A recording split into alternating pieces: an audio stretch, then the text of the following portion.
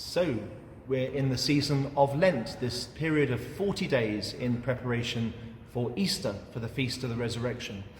The word Lent in Old English means springtime, renewal, and that's really what Lent is all about, a time of personal, spiritual renewal.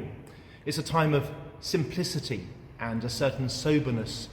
In fact, in the church you can see that there's a lack of colour, that there are no flowers. Everything is very simple.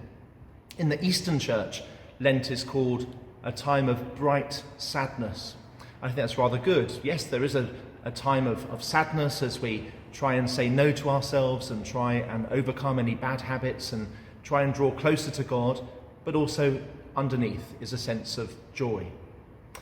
Now, there are three things we think about in Lent: prayer, fasting and almsgiving. Let's just very briefly look at the last of those, almsgiving.